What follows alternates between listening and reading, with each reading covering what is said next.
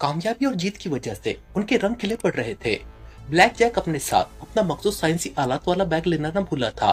तकरीबन आधे घंटे बाद वो शहर से बाहर जाने वाली सड़क पर आ गए और फिर मजीद 1 घंटे के सफर के बाद वो मुज़ाफ़ात की जानिब बनी हुई एक नई और जदीद तर्ज की कॉलोनी में पहुंच गए, जहां बड़ी बड़ी और जदीद तर्ज की कोठियां और बंगले मौजूद थे।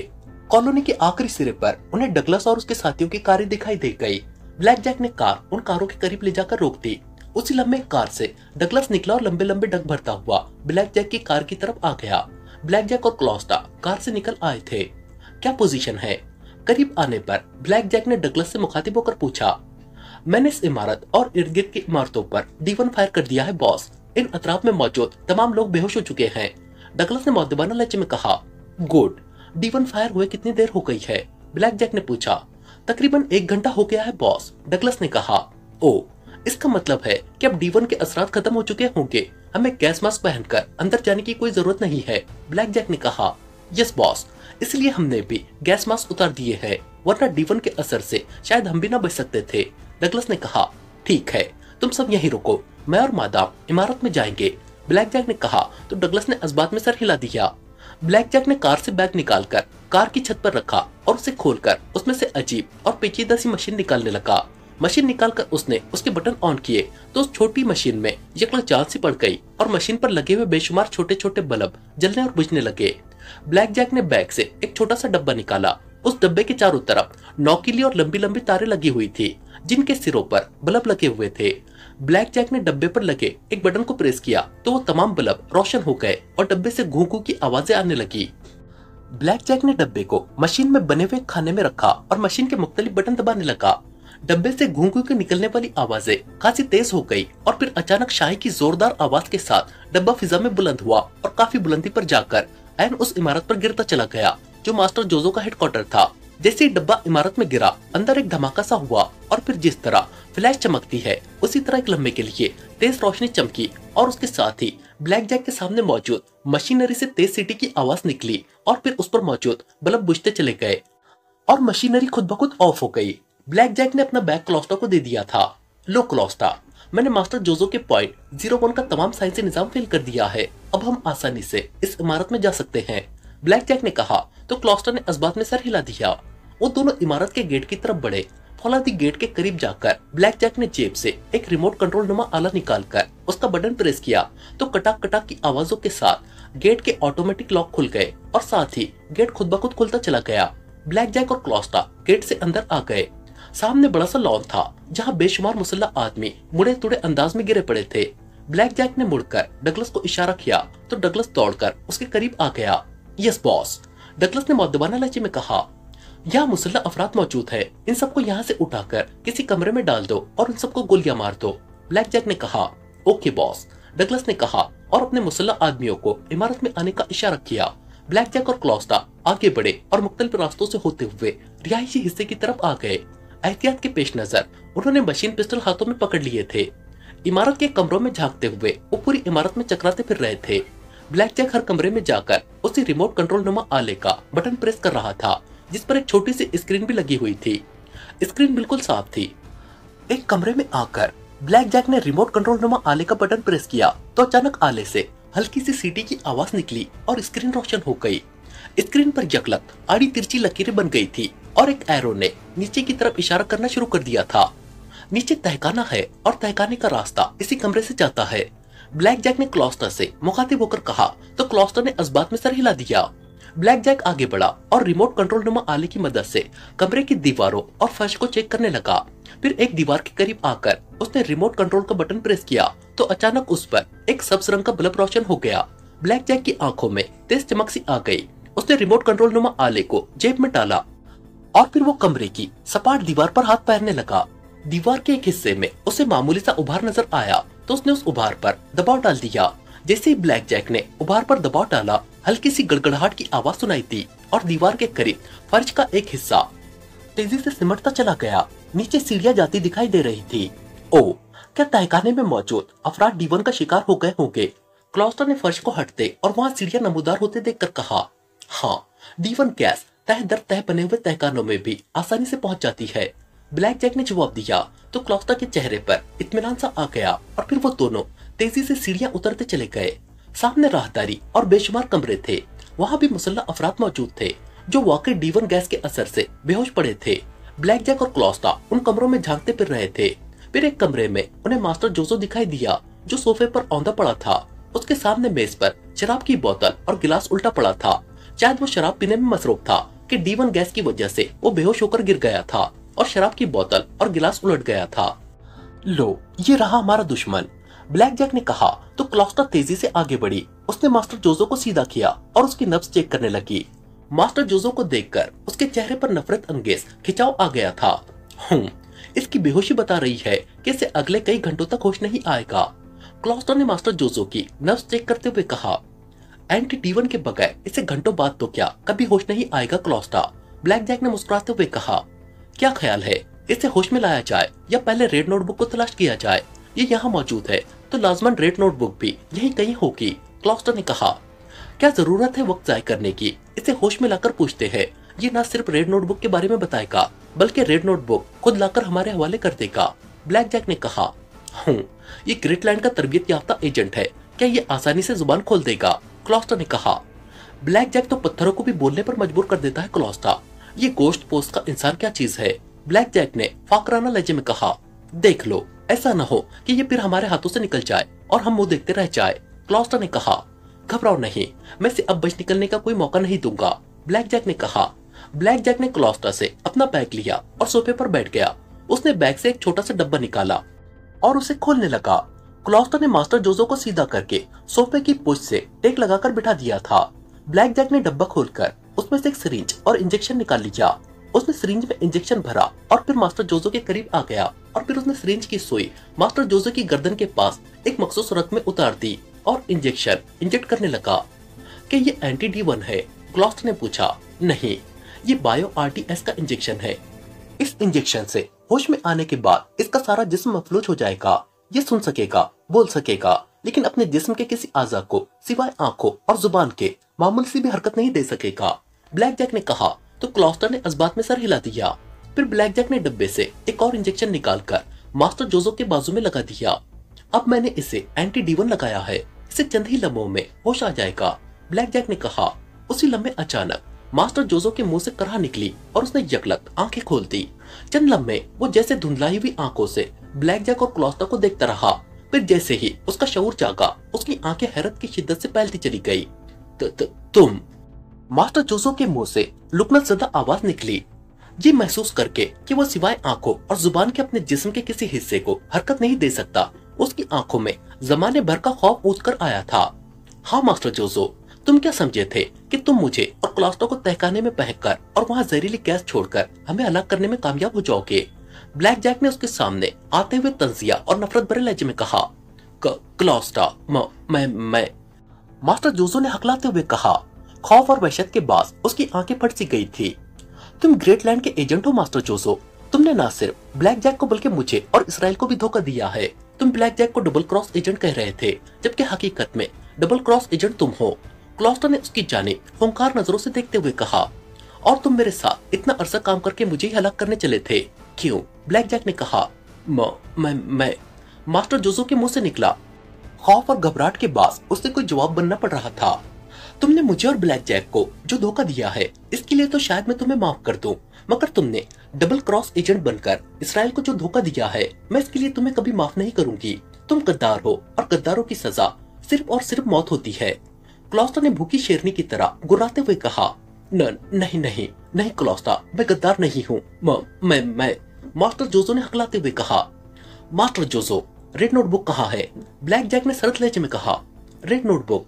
मास्टर जोजो के मुंह से निकला। हाँ, वही रेड नोटबुक जिसे मैं ओल्ड फोर्ट से लाई थी। बताओ कहाँ है वो नोटबुक? क्लॉस्टा ने कहा। वो रेड नोटबुक नकली थी क्लॉस्टा, उस नोटबुक को अली इमरान ने बदल दिया था। मास्टर जोजो ने कहा तो उसकी बात सुनकर क्लॉस्टा और ब्लैक जैक चौंक पड़े। क्या मतलब? क्लॉस्टा ने कहा।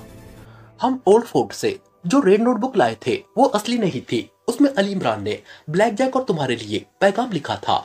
मास्टर जोजो ने कहा और फिर उसने उस नकली रेड नोटबुक में दर्ज इमरान का पैगाम उन्हें बता दिया, जिसे सुनकर ब्लैक जैक और क्लॉस्टा हैरतज़दा रह गए।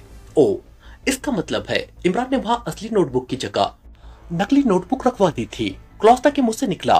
हाँ, ये सच है। वो नोटबुक मैंने सुपर क्लब के ऑफिस में ही फेंक दी थी। अगर तुम्हें मेरी बातों पर यकीन नहीं तो बेशक वहाँ जाकर देख लो। नकली नोटबुक वही होगी। मास्टर जोजो ने इत्मीनान भरे लहजे में कहा। तो क्लॉस्ट और ब्लैक जैक परेशानी के आलम में एक दूसरे की तरफ देखने लगे, जैसे कह रहे हों कि वो मास्टर जोजो की बात का यकीन करे या नहीं। तुम्हारा लहजा साफ बता रहा है मास्टर जोजो कि तुम हमसे कुछ छुपा रहे हो, ब्लैक जैक ने मास्टर जोजो की तरफ देखते हुए कहा। उसकी बात सुनकर मास्टर जोजो का एक लम्हे के लिए रंग बदल गया था, लेकिन उसने जल्दी से खुद को संभाल लिया। नहीं, मैं भला तुमसे क्या छुपाऊंगा? मैं तुम्हें झूठ बताऊं या सच, तुम कौन सा मुझे जिंदा छोड़ने वाले हो? अगर मेरे पास असली रेड नोटबुक होती तो शायद मैं तुमसे उस नोटबुक के बदले अपनी जिंदगी की भीख मांग लेता, मगर मास्टर जोजो ने कहा। तो क्लॉस्ट और ब्लैक जैक की आंखों में उलझन लहराने लगी। क्या कहते हो जैक, हमें इसकी बातों पर यकीन कर लेना चाहिए? क्लॉस्ट ने ब्लैक जैक से मुखातिब होकर कहा। नहीं, हरगिज नहीं। ब्लैक जैक ने इनकार में सर हिलाते हुए कहा। तो फिर इससे सच कैसे उगलवाया जाएगा? क्लॉस्ट ने कहा।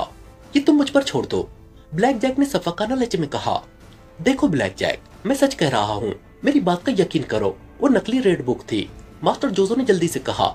मान लेता हूँ कि वो नकली रेड बुक थी जो तुमने क्लॉस्टर के साथ जाकर ओल्ड फोर्ट से हासिल की थी, लेकिन इसके बावजूद मैं तुम्हारी आंखों में देख रहा हूँ जैसे असली रेड नोटबुक भी तुम्हारे कब्जे में ही है। कहो ये सच है ना? ब्लैक जैक ने उसकी आंखों में झांकते हुए कहा। न, नहीं, ये सच नहीं है, मास्टर जोजो ने जल्दी से कहा। लेकिन उसका हकलाहट ज़दा अंदाज देखकर ब्लैक जैक के होठों पर यकलक जहर अंगेज मुस्कुराहट आ गई। इस बार मास्टर जोजो का लहजा सुनकर क्लॉस्टा भी चौंक पड़ी थी। देखा क्लॉस्टा, मैंने कहा था ना कि मास्टर जोजो वो नहीं है जो नजर आ रहा है। असली रेड नोटबुक इसी के पास है, ब्लैक जैक ने कहा। तुम ठीक कहते हो, क्लॉस्टा ने होंठ चबाते हुए कहा। ब्लैक जैक ने जेब से अपना मखसूस चपटी नाल वाला पिस्टल निकाल लिया। उसे देखकर मास्टर जोजो का रंग फक हो गया। इससे पहले कि मास्टर जोजो कुछ कहता, ब्लैक जैक ने पिस्टल का रुख मास्टर जोजो की जानिब करके पिस्टल का बटन दबा दिया। पिस्टल से सुर्ख रंग की बारीक रेस निकलकर मास्टर जोजो की दाएं टांग से टकराई और एक धमाका हुआ और मास्टर जोजो की टांग उसके घुटनों तक गायब हो गई। सुर्ख रेस ने मास्टर जोजो की दाएं टांग के पुरकच्चे कर दिए थे। उसकी टांग के टुकड़े और खून इधर उधर फैल गया और मास्टर जोजो के हलक से दर्दनाक चीख निकली कि यकलक पूरा कमरा गूंज उठा। मास्टर जोजो के घुटने से खून फव्वारे की तरह फूट निकला था। ब्लैक जैक ने उसके चीखने की परवाह न की। उसने पिस्टल का एक बार फिर बटन दबा दिया और इस बार मास्टर जोजो का बायां बाजू उसके कंधों तक उड़ गया था और मास्टर जोजो के हलक से ना रुकने वाली चीखों का सिलसिला फूट निकला था। बताओ, रेड नोटबुक कहाँ है? बताओ, जल्दी करो, वरना मैं तुम्हारी दूसरी टांग और दूसरा बाजू भी उड़ा दूंगा, ब्लैक जैक ने खूंखार लहजे में कहा। मैं नहीं जानता, मैं नहीं जानता, मास्टर जोजो ने करब से बुरी तरह चीखते हुए कहा। तुम जानते हो, रेड नोटबुक तुम्हारे पास है, बताओ कहाँ है, जल्दी बताओ, ब्लैक जैक ने कहा। इस बार उसने पिस्टल का दूसरा बटन दबाया तो पिस्टल से सुर्ख रंग की बजाय नीले रंग की रेस निकली और मास्टर जोजो के ऐन सीने से टकराई। मास्टर जोजो को यूं महसूस हुआ जैसे उसके जिस्म में यकलक हजारों वोल्ट करंट दौड़ गया हो। उसके हलक से निकलने वाली चीखें और ज्यादा तेज और शदीद हो गई थी। फिर आहिस्ता आहिस्ता उसकी चीखें दम तोड़ती चली गई। वो अजियत और तकलीफ की शिद्दत से बेहोश हो गया था। मामूली सी अजियत भी बर्दाश्त नहीं कर सका और बना फिरता है ग्रेटलैंड का एजेंट, ब्लैक जैक ने मुंह बनाकर कहा। कहीं ये मर तो नहीं गया? क्लॉस्टर ने कहा। नहीं, ये इतनी आसानी से मरने वालों में से नहीं है, इसके चेहरे पर शराब डालो, अभी होश में आ जाएगा, ब्लैक जैक ने कहा।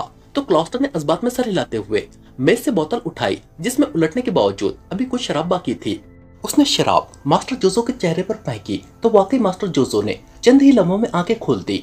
होश में आते ही उसने एक बार फिर बुरी तरह से चीखना शुरू कर दिया था। क्यों मास्टर जोजो, अब भी यही कहोगे कि रेड नोटबुक तुम्हारे पास नहीं है? ब्लैक जैक ने उसकी तरफ गौर से देखते हुए जहरीले लहजे में कहा। हाँ, नहीं है मेरे पास रेड नोटबुक, मास्टर जोजो ने चीखते हुए कहा। गुड, ये हुई ना बात, ब्लैक जैक ने जहरीले अंदाज में मुस्कुराते हुए कहा। उसके पिस्टल से एक बार फिर ब्लू रेस निकलकर मास्टर जोजो के सीने से टकराई और मास्टर जोजो के मुंह से फलक शिगाब चीखें निकलने लगी।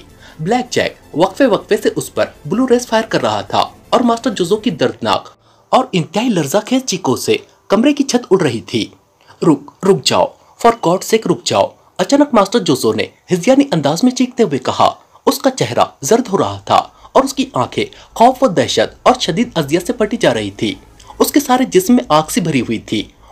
उसका रोवा रोवा चीख रहा था, मगर मफलूज हालत में वो न हिल सकता था और न तड़प सकता था। ये कहते हुए एक बार फिर उसकी आंखें बंद हो गई थी, शायद वो फिर बेहोश हो गया था। लगता है अब इसके सारे कसबल निकल गए हैं, क्लॉस्टर ने कहा तो ब्लैक जैक ने इस बात में सर हिला दिया।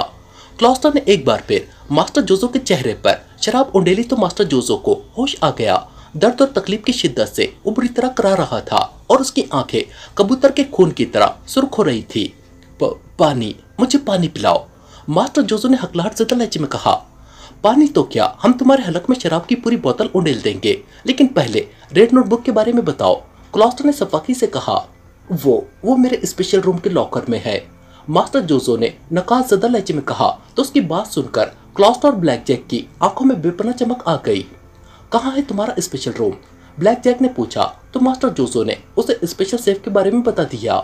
गुड, तुम तो कह रहे थे कि तुमने और क्लॉस्टर ने ओल्ड फोर्ट से जो रेड नोटबुक हासिल की थी वो नकली थी, फिर तुम्हारे पास असली नोटबुक कहाँ से आ गई, ब्लैक जैक ने कहा तो मास्टर जोजो ने उसे सारी बात बता दी।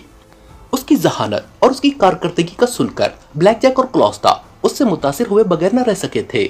वाकई मास्टर जोजो ने अपनी जहानत और होशियारी से ओल्ड फोर्ट में जाकर वहां के इंचार्ज कर्नल असलम की लाश की जेब से जिस तरह रेड नोटबुक हासिल की थी, ये उसकी जहानत का मुंह बोलता सबूत था। वरना ब्लैक जैक और क्लॉस्टर रेड नोटबुक में इमरान का पैगाम पढ़कर यही समझते कि असली रेड नोटबुक इमरान के पास है। मैंने तुम्हें रेड नोटबुक के बारे में बता दिया है, अब तो मुझे पानी पिलाओ, मास्टर जोजो ने धीमे और सिसकते हुए लहजे में कहा। अभी ठहरो क्लॉस्टर, जाकर इसके स्पेशल रूम के लॉकर से रेड नोटबुक निकाल लाओ और चेक करो वो असली रेड नोटबुक है या मास्टर जोजो एक बार फिर हमें चकमा दे रहा है, ब्लैक जैक ने क्लॉस्टर से मुखातिब होकर कहा तो क्लॉस्टर सर हिलाकर कमरे से निकल गई। चंद लम्हों बाद वो वापस आई तो उसके हाथ में एक रेड नोटबुक थी। ये असली नोटबुक है जैक, इसमें IB फार्मूला और डॉक्टर साकिब के साइन मौजूद हैं, क्लॉस्टर ने कमरे में दाखिल होते हुए कहा। Good, very good, Black Jack ने मसरत भरे लहजे में कहा। उसने चपटी नाल वाले पिस्टल का रुख मास्टर जोजो की तरफ किया जो इस वक्त नए बेहोशी की कैफियत में था। खून के मुसलसल अखराज की वजह से उसकी आंखें एक बार फिर बंद होना शुरू हो गई थी। ब्लैक जैक ने पिस्टल का बटन दबाया तो पिस्टल से सुर्ख रेस निकलकर मास्टर जोजो के सीने पर पड़ी। एक धमाका हुआ और मास्टर जोजो का जिस्म फटकर लोथड़ों में तब्दील हो गया। ओ, ये तुमने क्या किया, क्लॉस्टर ने चौंक कर कहा। इसका काम खत्म हो गया था, इसलिए इसे जिंदा रखने की क्या जरूरत थी, ब्लैक जैक ने मुंह बनाते हुए कहा।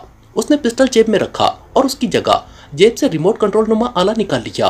लो क्लॉस्टर, ये रेड नोटबुक मुझे दे दो, ब्लैक जैक ने क्लॉस्टर से मुखातिब होकर कहा तो उसका बदला हुआ लहजा सुनकर क्लॉस्टर चौंक पड़ी। क्या मतलब, क्लॉस्टर ने तेज लहजे में कहा। मतलब तुम पर वाज़ेह है क्लॉस्टर, IB का फार्मूला अब सिर्फ मेरी मिल्कियत है, इसे मैं ले जाऊंगा, सिर्फ मैं, ब्लैक जैक ने जहरीले अंदाज में मुस्कुराते हुए कहा। और मैं, क्लॉस्टर ने उसकी जानिब खुशमगी नजरों से घूरते हुए कहा।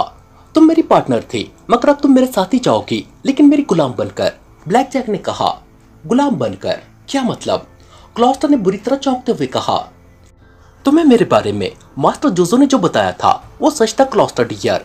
IB फार्मूला एक्रीमिया जाएगा और ना इसराइल। इस फार्मूले को मैं अपने साथ ले जाऊंगा, जो मुझे इस फार्मूले की सही कीमत देगा, ये फार्मूला उस मुल्क का होगा, ब्लैक जैक ने कहा तो क्लॉस्टर ने बेख्तियार होंठ भींच लिए।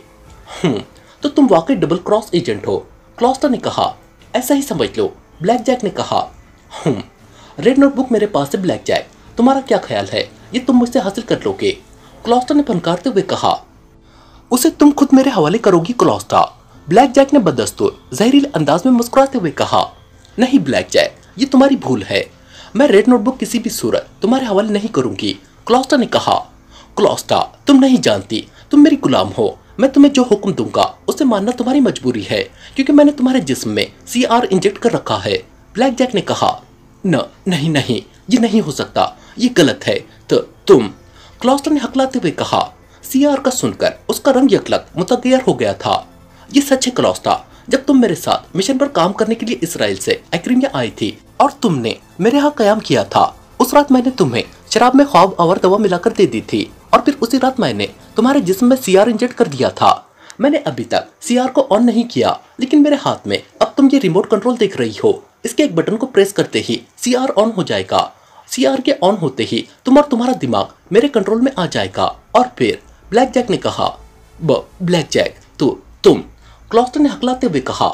हाँ क्लॉस्टर, अब तुम्हारी भलाई इसी में है कि रेड नोटबुक खुद ही मुझे दे दो। जब तक तुम मेरी गुलाम रहोगी और मेरे हुक्म की तामील करती रहोगी, मैं सीआर ऑन नहीं करूंगा, लेकिन जैसे ही तुमने मेरे किसी हुक्म की नाफरमानी की या मेरे खिलाफ कोई कदम उठाया तो उसका अंजाम भयानक होगा, बेहद भयानक, ब्लैक जैक ने कहा। क्लॉस्टा के चेहरे पर पसीने के कतरात उभर आए थे और वो वहशत भरी नजरों से ब्लैक जैक को देख रही थी। उसका अंदाज ऐसा था जैसे उसका बस न चल रहा हो कि वो ब्लैक जैक के टुकड़े उड़ा दे। उसी लम्हे ब्लैक जैक ने रिमोट कंट्रोल का एक बटन प्रेस किया तो अचानक क्लॉस्टा को एक जोरदार झटका लगा। उसके मुंह से बेख्तियार चीख निकल गई। वो यकलक फर्श पर गिरी और इस बुरी तरह से तड़पने लगी जैसे उसके जिस्म में हजारों वोल्ट करंट दौड़ गया हो। तुम्हें शायद इस बात पर यकीन नहीं था क्लॉस्टा कि मैंने तुम्हारे जिस्म में सीआर इंजेक्ट कर रखा है, इसलिए मैंने तुम्हें बिल्कुल मामूली सा शौक दिया है ताकि तुम्हें मेरी बात पर यकीन आ जाए, ब्लैक जैक ने मुस्कुराते हुए कहा। क्लॉस्टा कराहते हुए उठी। उसका रंग सरसों के फूल की तरह जर्द हो रहा था और अब वाकई उसके चेहरे पर बेपनाह खौफ व हिरास उभर आया था। तुम मक्कार और धोखेबाज हो ब्लैक जैक, तुमने मेरे जिस्म में सीआर इंजेक्ट करके अच्छा नहीं किया। ऐसा करके तुमने अपनी मौत मेरे हाथों बेहद भयानक बना ली है। जल्द या बदेर मैं तुमसे इंतकाम लूंगी, ऐसा इंतकाम जिससे तुम्हारी नस्लें तक कांप उठेंगी, क्लॉस्टा ने कहा। ऐसा वक्त आएगा तो देखा जाएगा, फिलहाल रेड नोटबुक मुझे दो, ब्लैक जैक ने मुंह बनाकर कहा। क्लॉस्टा चंद लम्हे गौर से उसकी जानिब देखती रही, फिर उसने सर झटका और रेड नोटबुक लेकर ब्लैक जैक के करीब आ गई। उसने रेड नोटबुक ब्लैक जैक की तरफ बढ़ाई। इससे पहले कि ब्लैक जैक उससे नोटबुक पकड़ता, अचानक एक फायर हुआ और क्लॉस्टा के हाथ से रेड नोटबुक निकलकर दूर जा गिरी। फायर की आवाज सुनकर वो दोनों बिजली की सी तेजी से पलटे और फिर दरवाजे पर नजर पड़ते ही उनकी आंखें हैरत से फैलती चली गई। इमरान साहब, अभी अभी कर्नल तारिक की कॉल आई थी। उसने ओडफोर्ड के एसएसआर से तमाम कीमती सामान निकलकर भिजवा दिया है, लेकिन उसने कहा है कि रेड नोटबुक जिसमें डॉक्टर साकिब का आईबी फार्मूला दर्ज था वहां से दस्तयाब नहीं हो सकी। उसने एसएसआर के तमाम लॉकरों को मुकम्मल तौर पर चेक कर लिया है। इमरान को ऑपरेशन रूम में दाखिल होते देखकर ब्लैक जीरो ने उसके एहतराम में उठते हुए कहा, रेड नोटबुक कर्नल असलम के पास थी। मैंने तुम्हारे सामने ही तो कर्नल असलम को कहा था कि वो लॉकर से रेड नोटबुक निकालकर अपने पास रख ले और उसकी जगह नकली रेड नोटबुक उस लॉकर में रख दे। इमरान ने उसके सामने कुर्सी पर बैठते हुए कहा, मैंने ये बात कर्नल तारिक को बताई थी। उसने कर्नल असलम के लिबास की तलाशी भी ली थी, लेकिन उससे कुछ बरामद नहीं हुआ था। अलबत्ता कर्नल तारिक ने एक और हैरत अंगेज रिपोर्ट भी दी है, ब्लैक जीरो ने कहा। वो क्या? इमरान ने कहा। कर्नल तारिक ने एसएसआर से तमाम सामान निकालकर स्पेशल लोडरों में डालकर जैसे ही वहां से उन लोडरों को रवाना किया था, उसी वक्त वहां एक हेलीकॉप्टर आ गया था। उस हेलीकॉप्टर में 2 अफराद सवार थे जिन्होंने ओडफोर्ड और उसके गिर्द व नवाब में धुएं के बम फेंकने शुरू कर दिए थे। उन धुएं के बमों की वजह से कर्नल तारिक और उसके तमाम साथी बेहोश हो गए थे। कर्नल तारिक ने नीम बेहोशी के आलम में उस हेलीकॉप्टर को सड़क पर उतरते देखा और फिर उस हेलीकॉप्टर से एक शख्स निकलकर सीधा ओडफोर्ड में घुस गया था। वो ओडफोर्ड के उस हिस्से में गया था जहां कर्नल असलम और ओडफोर्ड के मुहाफिजों की लाशें मौजूद थी। फिर वो चंद लम्हों में वापस आ गया था और वापस हेलीकॉप्टर की तरफ दौड़ गया था। उसके बाद कर्नल तारिक बेहोश हो गया था। जब उसे होश आया तो वहां उसकी फोर्स के तमाम अफराद बेहोश पड़े हुए थे जिन्हें होश में लाने में खासा वक्त लगा था। और ब्लैक जीरो ने कहा, ओ, उसका हुलिया क्या था? इमरान ने परेशानी के आलम में पूछा तो ब्लैक जीरो ने उसे हुलिया बता दिया जो उसे कर्नल तारिक ने बताया था।